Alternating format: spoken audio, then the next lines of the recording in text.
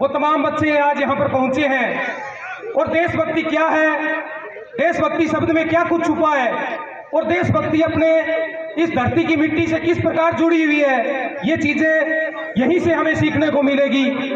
और मैं प्यारे बच्चों से निवेदन करूंगा कि अभी आपका बहुत लंबा सफर बाकी है, तो जो देशभक्ति गाने हैं, जो देशभक्ति बातें हैं, जो देशभक्ति का जज्बा है, और जो कोई इंसान इस देश की मिट्टी के लिए कुछ करना चाहता है और जो कुछ कर गया, उनकी विरासत को जानने के लिए आप ध्यानपूर्वक इन बातों को सुनेंगे, ऐसी मैं उम्मीद करता हूं।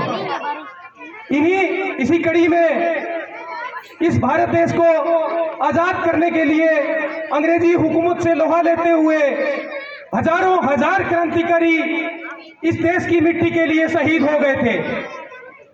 अपने नाम नहीं जान पाएंगे, अपने पता ठिकाना नहीं जान पाएंगे कि किन किन क्रांतिकारियों ने इस देश की तिरंगे की आन बान शान को लिए अपनी शहादत दी है।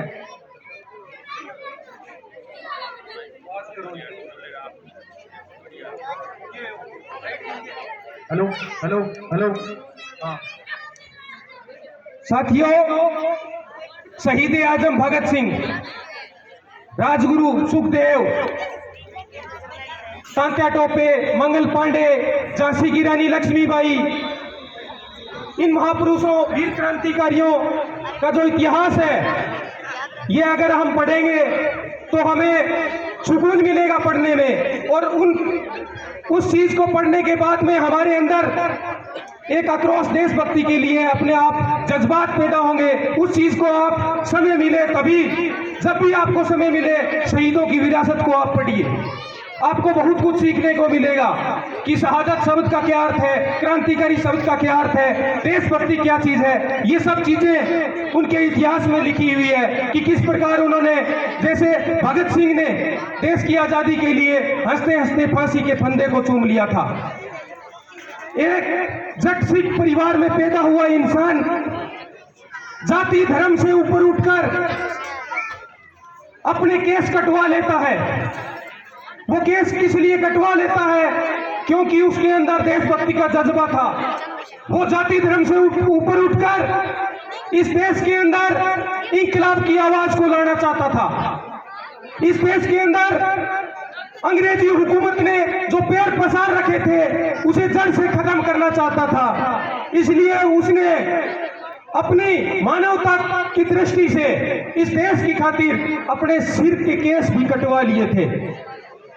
इतिहास बहुत लंबा है, हम नहीं जान पाएंगे एक छोटे से स्पीच में, इसे हमें पढ़ना होगा। एक छोटा सा किस्सा, मैं हमेशा जब भी मुझे स्वतंत्रता दिवस, गणतंत्र दिवस पर मुझे संबोधित करने का मौका मिलता है, मैं बताता हूं अक्सर कि शहीद आजम भगत सिंह और शहीद आजम शहीद ओम प्रकाश जानी, ये दर्जा बराबर, ये दोनों ने ही अपनी मातृभूमि के लिए रक्षा की है और अपने प्राणों की आहुति दी है। तो शहीद आजम जिस वक्त जेल के अंदर थे, उनकी मां उनसे मिलने जाती है। शहीद आजम भगत सिंह जिस वक्त जेल की काल कोठरी के अंदर होते हैं, तो उनकी मां उनसे मिलने जाती है। शहीद आजम भगत सिंह से उनकी मां कहती है कि बेटा शादी कब करवाओगे? तो शहीद आजम भगत सिंह का जवाब होता है कि आजादी मेरी दुल्हन है और यही मेरी शादी है। तो वो किस प्रकार अपनी मां से कहता है कि जाओ गांव में तैयारियां करो, जश्न की तैयारियां करो, हम आजादी की दुल्हन लाने वाले हैं। जब वो दूसरे दिन देश की आजादी के लिए फांसी के फंदे को चूम लेता है, वो एक देशभक्ति जज्बात था उस इंसान के अंदर, जो उसने जाति धर्म से ऊपर उठकर इंकलाब की आवाज को बुलंद करते हुए दूसरे दिन फांसी के फंदे को चूम लिया था। वो था सरदार भगत सिंह। भगत सिंह जिस वक्त जेल के अंदर इंकलाब की आवाज को बुलंद कर रहा था, लाहौर की जेल के अंदर कोर्ट में जो कागजी कार्रवाई चल रही थी, वो रुक गई थी। वो इसलिए रुक गई कि तकरीबन 2 किलोमीटर दूर शहीद आजम भगत सिंह की इंकलाब की आवाज की गूंज सुनाई दे रही थी, जिसमें इस मिट्टी का प्रेम भरा हुआ था। वो इंकलाब की आवाज उस लाहौर कोर्ट के अंदर सुनी और जज ने अपनी कार्रवाई को स्थगित कर दिया। वो था शेर लाडला शहीद आजम भगत सिंह। ये बहुत से किस्से हैं तो इस मातृभूमि की रक्षा के लिए बहुत से क्रांतिकारियों ने अपनी शहादत देकर इस तिरंगे की रक्षा की है। शहीद ओम प्रकाश जानी, जिनका इस मिट्टी से वास्ता है, जिनका इस मिट्टी से प्रेम था, इस गांव का अन्न पानी बचपन में उन्होंने यहां से खाया था, यहां यहीं पर पढ़े लिखे थे, लेकिन उन्होंने जिस प्रकार उग्रवादियों से लोहा लेते हुए मणिपुर के अंदर अपनी शहादत दी, उसका कर्ज हम अदा नहीं कर सकते, लेकिन उनके जो शहादत दी है उन्होंने, उनकी विरासत को हमें आगे लेकर जाना है।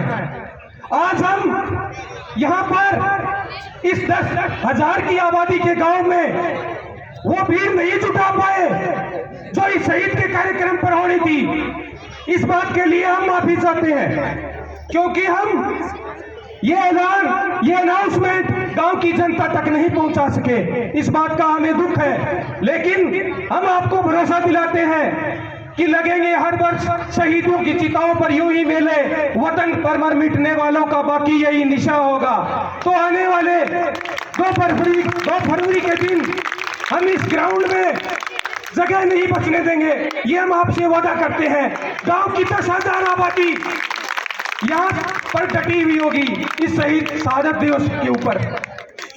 लेकिन मेरा एक निवेदन इस मंच के माध्यम से है कि शहीद के प्रोग्राम को, शहीद की शहादत को आप किसी प्रकार की राजनीति में लेकर ना जाएं। ये मेरा निवेदन है आपसे हाथ जोड़कर, क्योंकि जिस प्रकार इस कार्यक्रम की शुरुआत हुआ करती थी, वो आज कार्यक्रम की शुरुआत और उतनी भीड़ यहाँ जनता नहीं पहुंची, उनके दिमाग में, जनता के दिमाग में एक गलत संदेश भेजा जा रहा है। मेरा निवेदन है, शहीद ओम प्रकाश जानी की शहादत की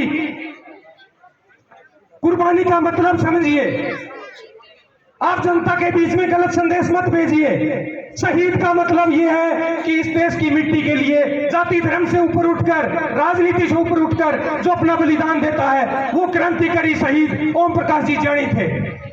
इसलिए मेरा निवेदन है कि आने वाली 2 फरवरी को यानी 2024 को आप शहीद का मतलब समझते हुए, शहादत का मतलब समझते हुए आप इस कार्यक्रम में जो आज नहीं पहुंच पाए,